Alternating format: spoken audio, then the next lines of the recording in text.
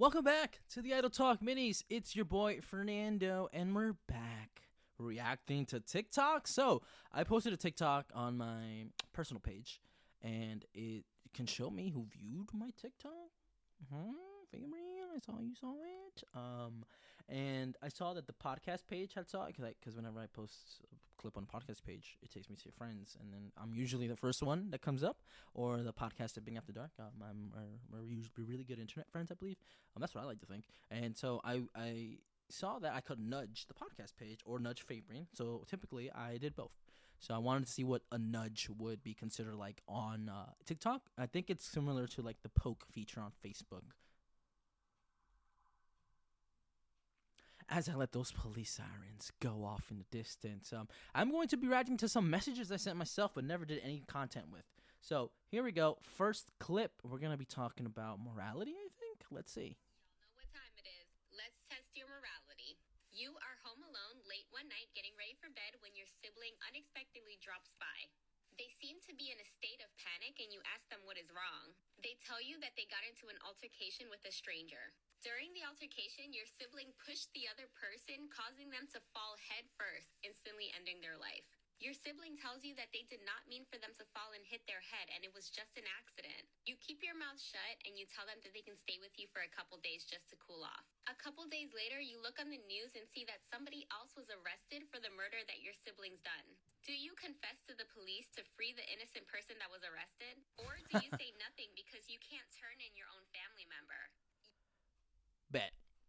Clearly, what she said in that back piece was super important, where that somebody had been arrested for the crime they did not commit. And let me tell you, baby boys and girls, let me tell you this.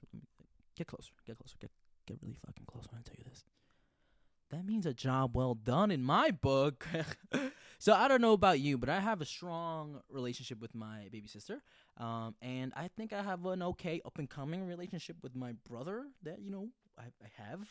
And he lives in California, so I don't really get to do things. But, I'm going to work on that. That's something that I'm committing to 2023. But if any of them did that to me and we had to, quote-unquote, fix this problem, then I would help. And if I saw that on the news, I would be like, hey, guys, we did it. Job well done. No one's going to jail except that guy. It doesn't guarantee that an investigation won't follow through and reveal that it wasn't them. But in this particular scenario that she had outlined, I will not free the innocent person.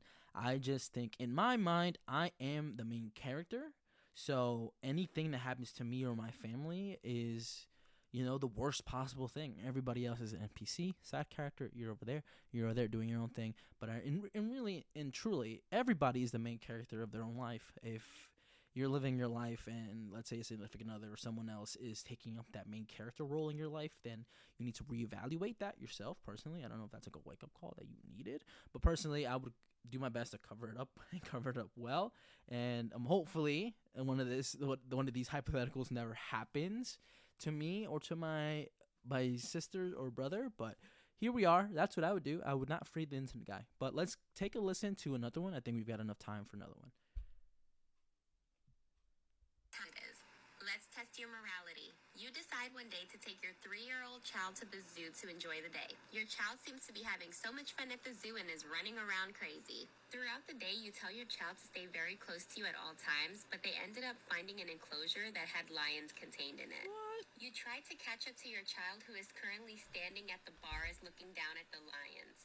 As you call out your child's name and they turn around, they ended up slipping through the bars and falling into the enclosure. You are in complete shock and you freeze for a second trying to figure out what to do next. You realize that the lions are on the other side of the enclosure, but they did see your child fall in. Do you jump into the enclosure and try to grab your child and lift both of you back up before the lions can make it to the other side and eat both of you? Or do you stay outside of the enclosure because you don't want to risk yourself getting eaten by the lions and hopefully pray that one of the workers can get your child out in time? All right, y'all know what... All right, that automatically played the next one. So we might listen to this next one now that it's loaded up. But I'm not doing either one of those things, okay? I'm going to do a combination of both. I'm going to call, like, people are going to be like, gasp! I'm throwing somebody over the railing, okay? randomly. I'm not going to take the time to assess if whoever I can or can't throw. I'm going to throw them because I'm clearly walking towards my child, right? So I'm going to throw them on the other side. I know animals are going to be like, hey, something fell over there. Let's see what that is instead. Hopefully, it gives me enough time to run over to get my child and get him out and get myself out and deal with the consequences then. I don't know truly if that's the right answer. I don't think it is. Hopefully, everything turns out okay. I mean, because I got to think about my wife and my kids at home. You know, what if I'm hanging out with just the one kid and my wife's out doing something? What if she's taking my girls to dance class or something, you know? Like, I don't know. I don't know what the situation is going to be like. So I need to be thinking about these things, these fake children that I got, my fake wife that I have, my beautiful fake wife. Like, come on. I can't, what if I come home with childless? That's going to be the worst of my problems if I get arrested for pushing somebody off the fucking, enclosure. And second of all, why is the enclosure that open? And why is my kid stupid enough to just fall down? Okay? Hold on to something, kid. So now I think I'm going to be proactive and teach my kids to hold on to things well. And hopefully, I mean, this is why I go to the gym, so I could do pull-ups and pull myself up if I'm ever in this situation, because I don't know, it sucks when you have no kind of strength at all, but when you do basically kind of have a little bit of strength because you go to the gym, hopefully that is your saving grace when that happens. But who knows? Since this next one is loaded up, I'm just going to play it and we're going to see what happens. It is. Let's test your morality. You and your significant other have been happily married for about 5 years. You both decide to get a life insurance policy for each other in case one of you dies. If your significant other dies, you get $1 million and vice versa. A couple months later, you both decide to go on a hiking trail. During the hiking trail, your significant other confesses to you that they have been sleeping with your friend. You are shocked that two people that you FABRIAN. really care about have been doing this behind your back. You decide you just want to turn back around and head home. As your significant other turns around, they slip and fall off the cliff, but they manage to grab a rock before they fall all the way down. They are dangling 500 feet in the air, and they are begging you to pull them back up. They cannot hold on any longer, and they're about to lose their grip.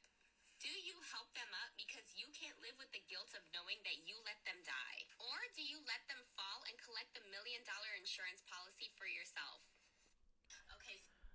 Wow, that was, I can't believe FABRIAN did that to me, my own friend. It sucks that this happened to me. I'm the victim in this story. But I'm going to play this snippet of what I would do if that was me. Okay? I just want you to just listen to this, and this is what my my answer is. Here comes the money. Here we go. Money talk. Here comes the money. Money, money, money, money. Dollar, dollar, dollar, dollar. Ching, ching, bling, bling, cut the chatter. You ain't talking money, then your talking don't matter. All right, I don't want to get copyright struck, but that's what I'm doing. Give me the money, hand me the check, please. I'll sign off on it. She fell off. Terrible tragedy. The love of my life. I can't believe she fucking fell down. I wasn't strong enough to find her. Oh my God. But then I'm gonna go to the gym and just rep out like 500 pounds, just so people know.